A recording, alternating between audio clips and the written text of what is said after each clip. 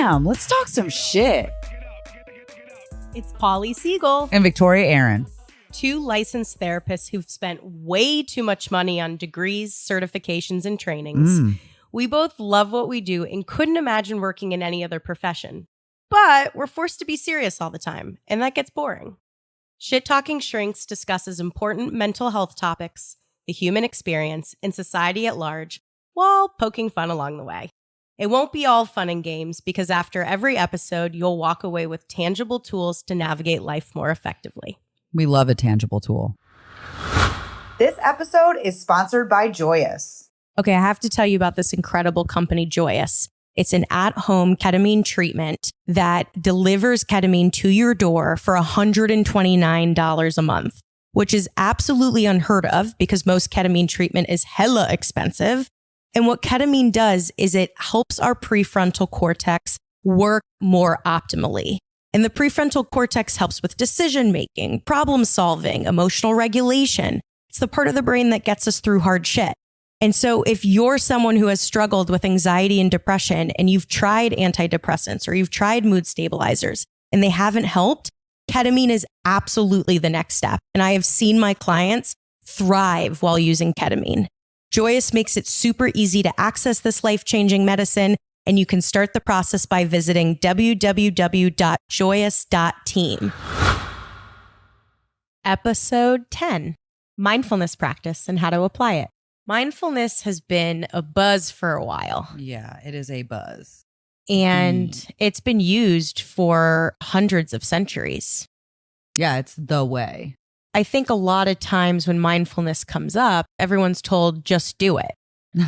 But They don't really understand the science behind it or the why or really the tangible things that come from it. I think there's also pressure to do it a certain way. Like when we think of mindfulness, usually our brains go to meditation. We think of meditation, we think of sitting cross-legged, saying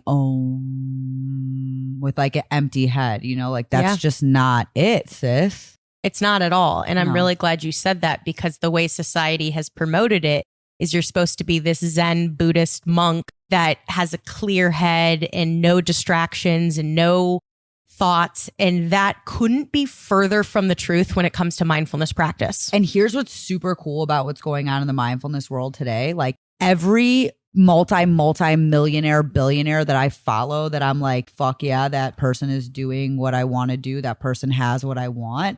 They all practice mindfulness and spirituality as it relates to manifesting money.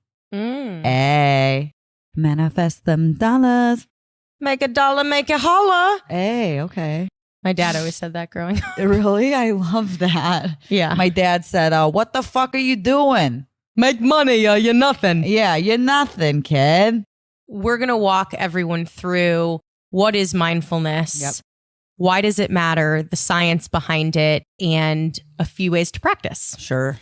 So the formal definition of mindfulness is paying attention on purpose to the present moment without judgment.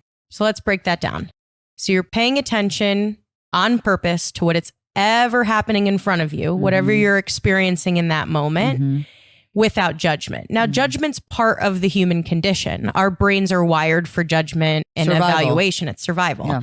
So it's not about not having judgment. It's about noticing the judgment and not engaging with it. Yes. So as you experience the present moment and as you lean into whatever's happening, you're going to notice your judgment or evaluation around it, but you're not engaging or connecting to that judgment. Basically being the observer. Right. You become the observer, notice, and then return. So why does mindfulness matter?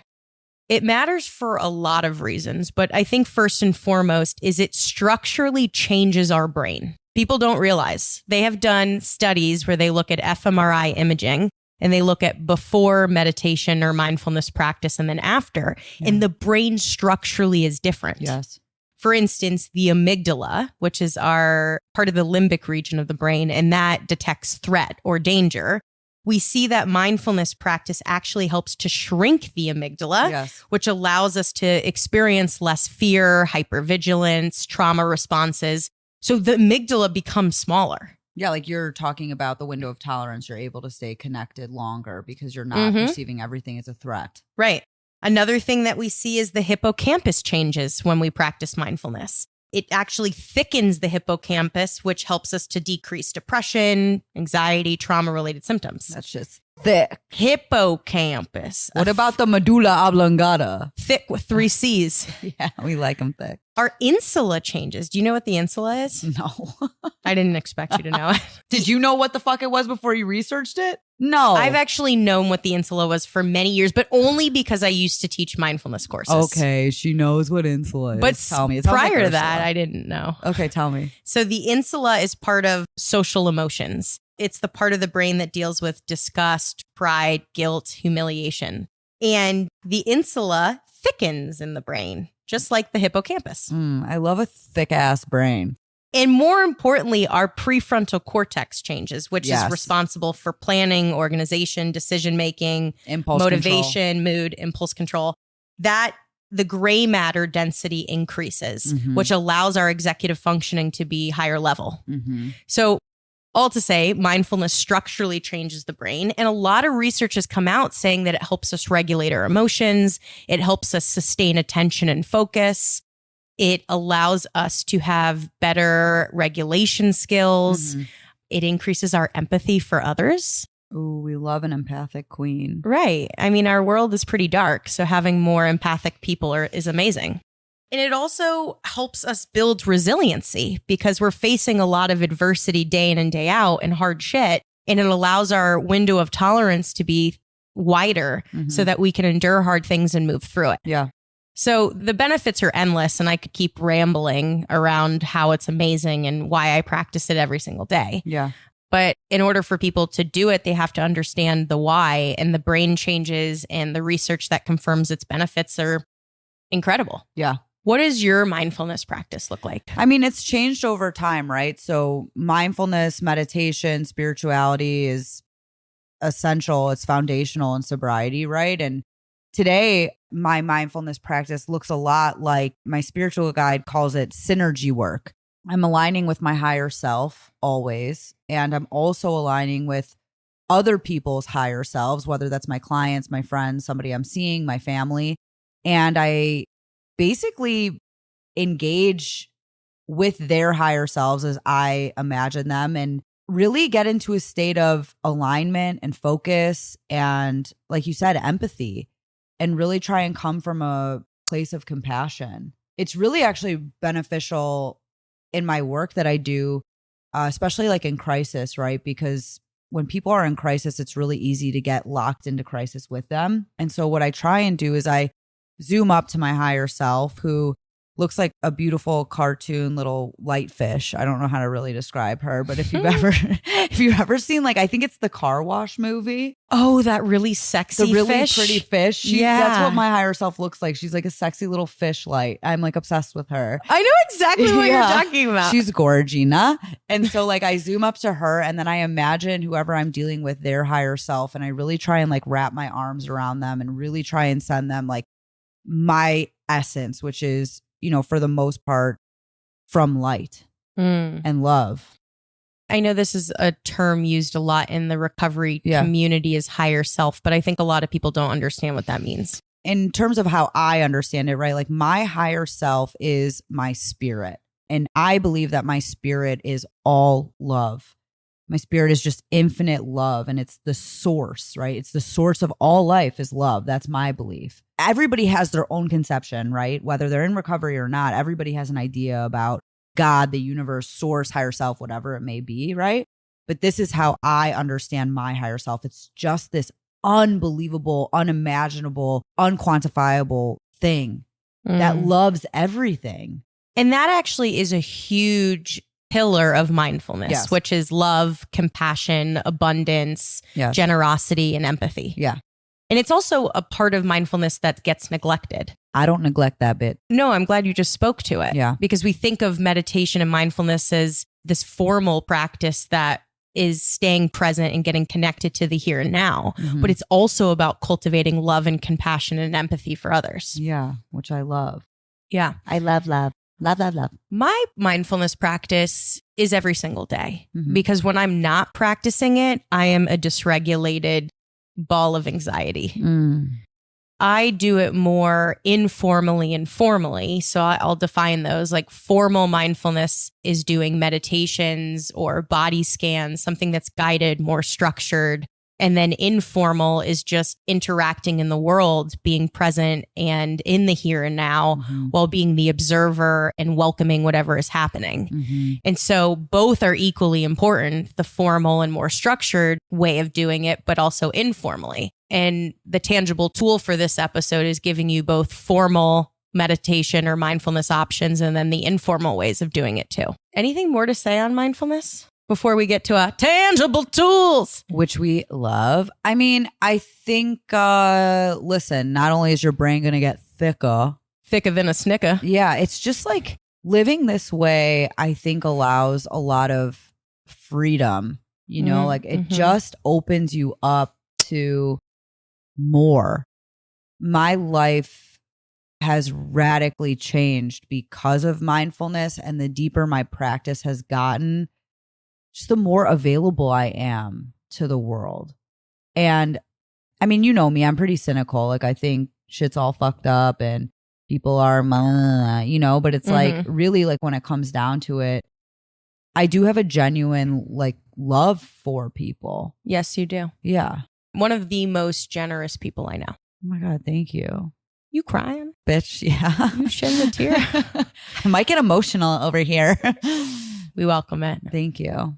Let's start with formal practice. Sure. So this is going to be your traditional meditation where you pop in your earbuds and you're listening to a guided practice. Yeah. You know, there's so many apps out there, Headspace, Calm, Insight Timer, which is my favorite. I highly recommend Insight Timer. It's free. You have hundreds of thousands of options and you can find meditations based on your experience. Like if you type in anger, it will populate all of the meditations geared towards anger or shame or fear or anxiety, whatever you're going through.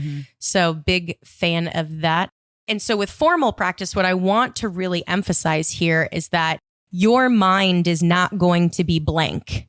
Yes. You are going to have hundreds of thoughts that come in. And all mindfulness is noticing that distracting thought and then redirecting back to your breath or whatever the guided meditation is having you do. Yeah. So when I'm meditating, I will have a thought of, I mean, it comes in all the time. Oh, fuck, I need to text someone back. Or, oh, I need to buy avocados from the grocery store. Or, oh, I'm really dreading tomorrow because of blank. You have so many avocados in your fridge, by the way.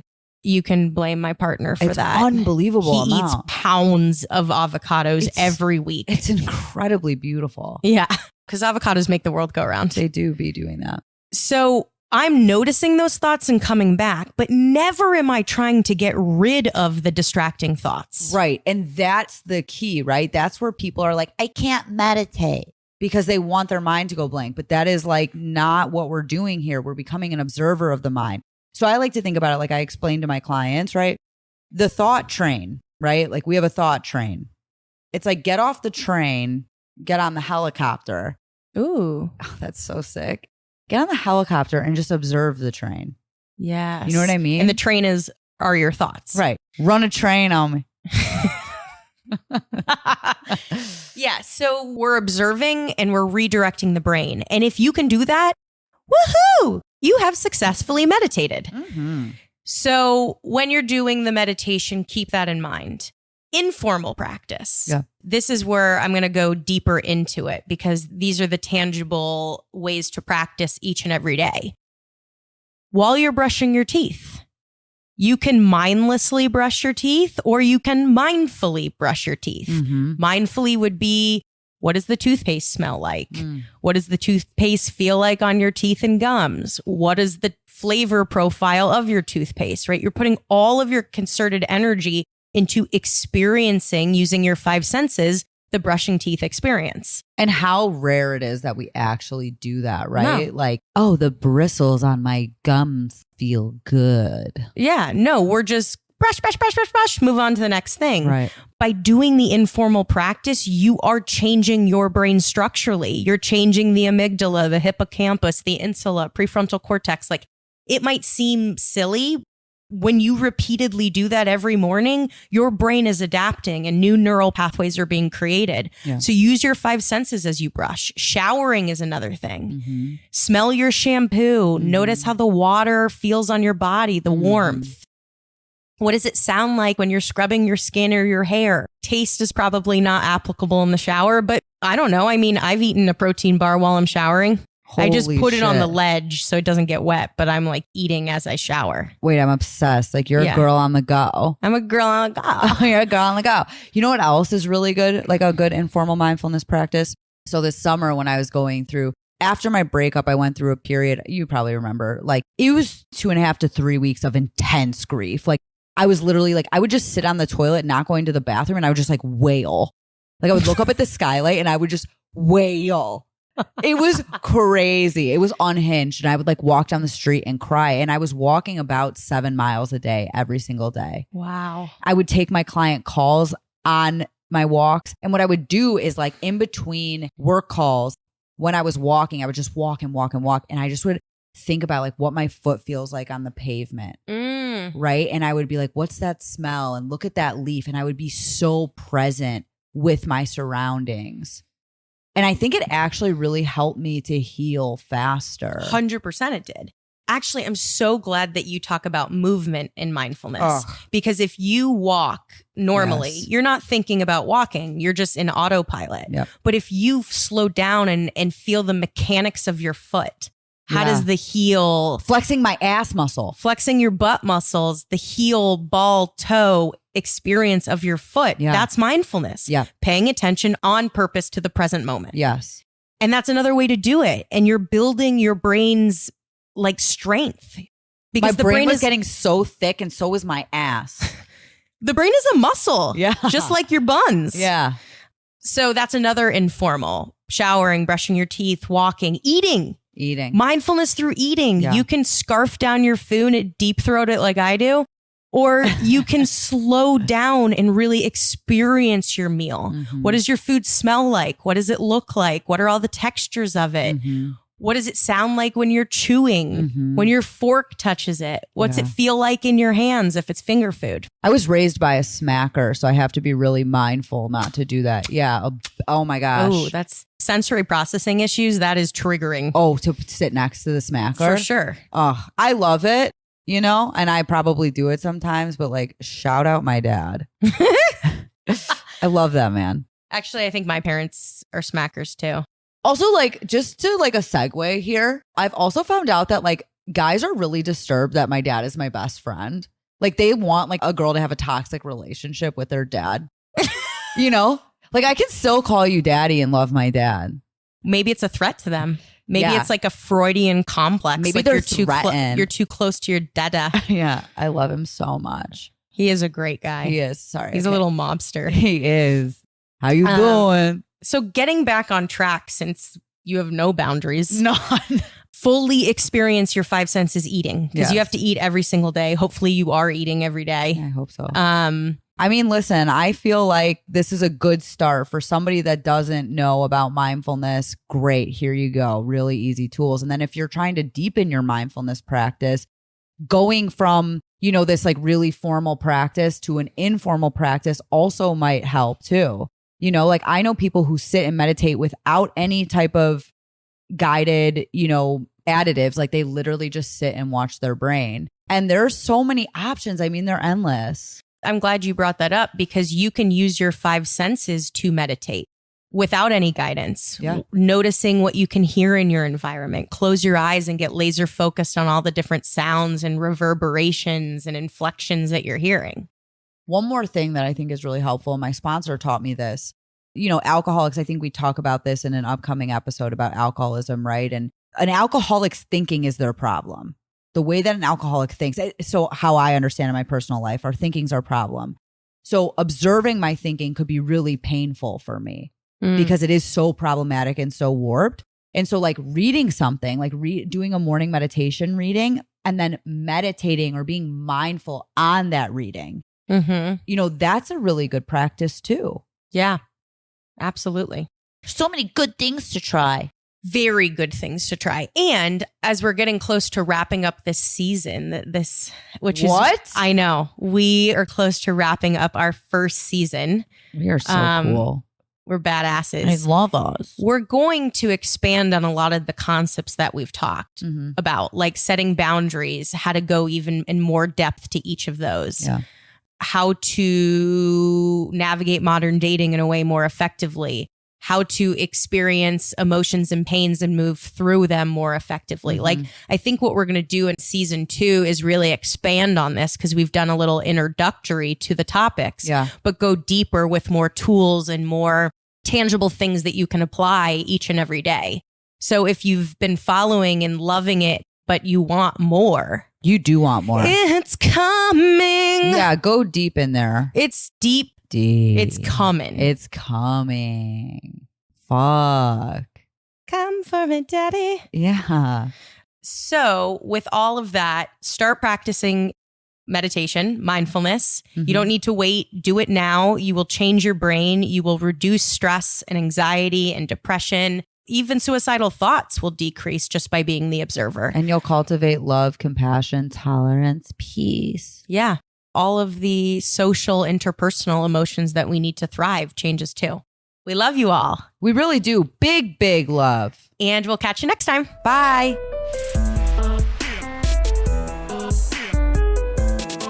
I pick it up.